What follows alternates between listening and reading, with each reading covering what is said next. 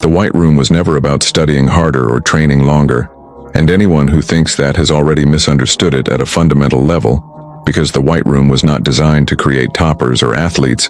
It was designed to erase weakness by removing choice, by deleting the option to negotiate with emotion, mood, or comfort. And that is why it worked, because in that environment, you did not wake up and ask yourself how you felt.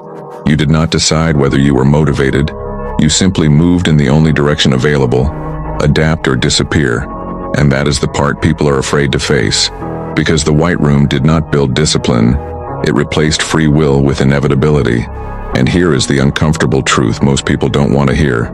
You do not need an institution, a lab, or a cruel system to recreate that effect.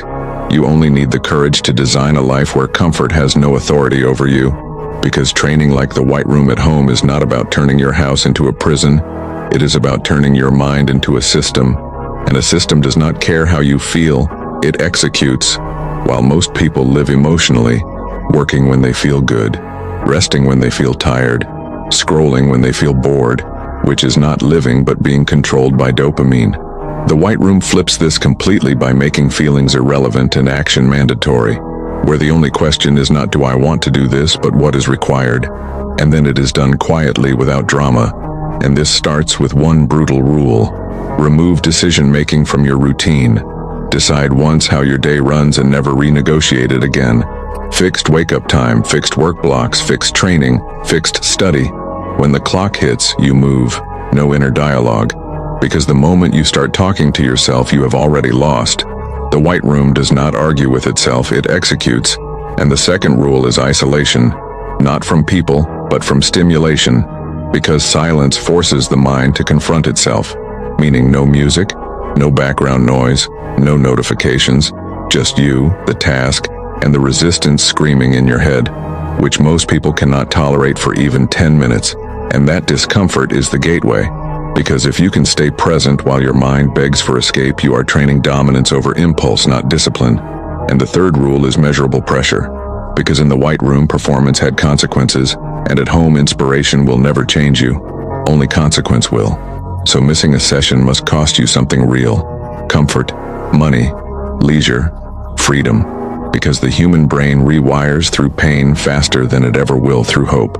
And the fourth rule is identity erosion.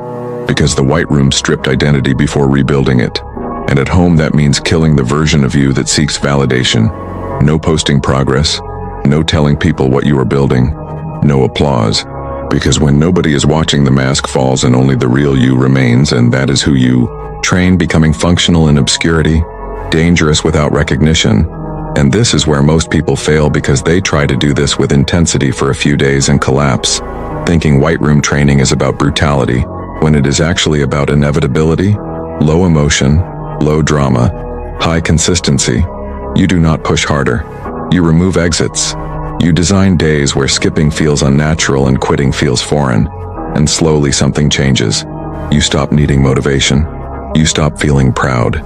You stop feeling sorry for yourself. You simply operate. Calm, detached, effective. Life gets quieter.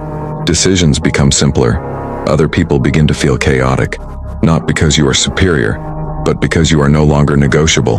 And this is the real outcome of White Room training at home. Not becoming cold, but becoming stable. Not becoming cruel, but becoming precise.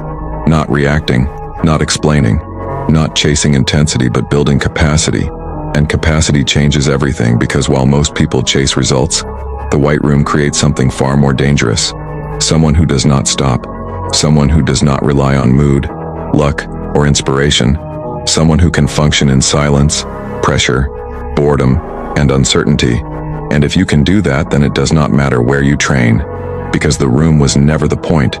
The system was, and once that system is built, it does not let you go back. Oh.